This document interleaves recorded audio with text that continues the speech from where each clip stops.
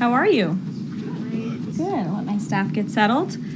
There's a lot of news today, so I look forward to taking your questions. Good to see you. And I have some updates for you as well. Later today, President Trump will address the Business Roundtable's quarterly meeting, where he will tout his pro-growth economic agenda and answer questions before more than 100 of our nation's leading CEOs. In fact, it's the largest attendance ever for this event because business leaders are so eager and encouraged by President Trump's return to Washington. This follows President Trump's roundtable yesterday with the Technology CEO Council here at the White House, where he met with key leaders in the technology industry. And last night, President Trump also held an official swearing-in ceremony in the Oval Office for Sean Curran, who is now the 28th Director of the United States Secret Service. Sean demonstrated unbelievable bravery under gunfire in Butler, Pennsylvania this past July when an assassin tried to kill President Trump. As someone who got to know Sean personally throughout the campaign last year, I can say unequivocally that there is nobody better suited for this important role.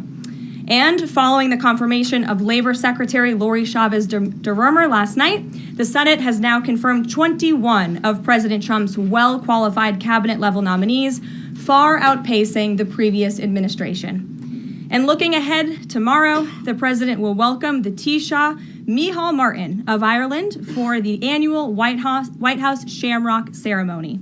And Thursday, President Trump will welcome the NATO Secretary General for a working meeting and lunch.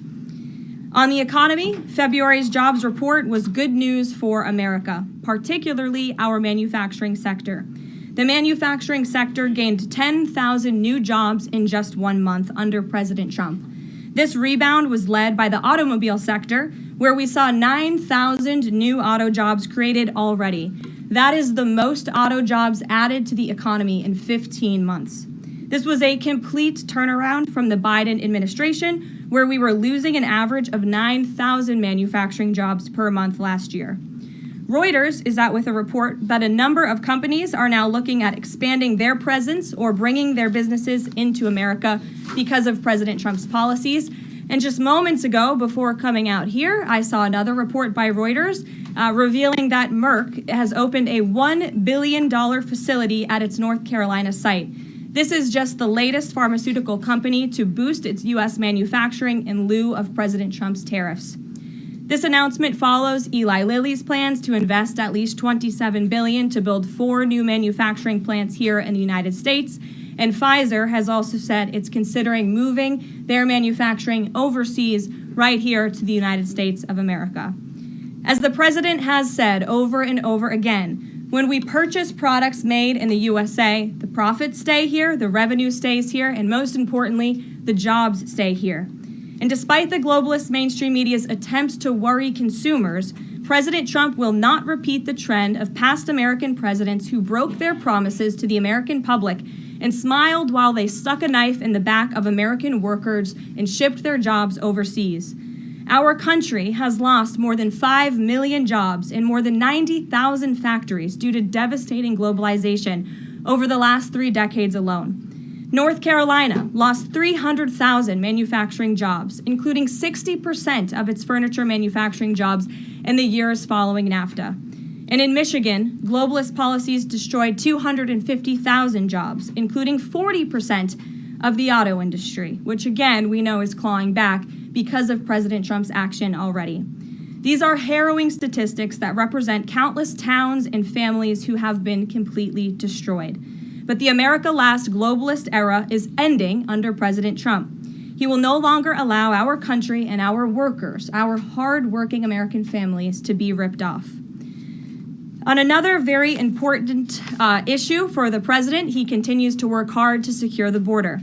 If you missed it yesterday, CBP launched an enhanced home mobile app with a new feature, the Intent to Depart, which offers unlawfully present aliens or those aliens whose parole has been revoked an orderly and defined process to notify the U.S. government of their intent to depart the country. The CBP Home App strengthens our mission to secure the border and provides illegal aliens with a straightforward way to leave now before facing much harsher consequences later.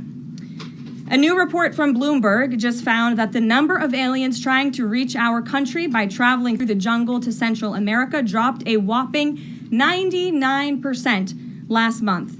And this follows the incredible news that illegal border crossings plummeted last month as well, down 94% at our southern border from last February under the Biden administration. As President Trump made clear during his historic address to Congress, we must finish this job and continue to carry out the largest deportation campaign in American history.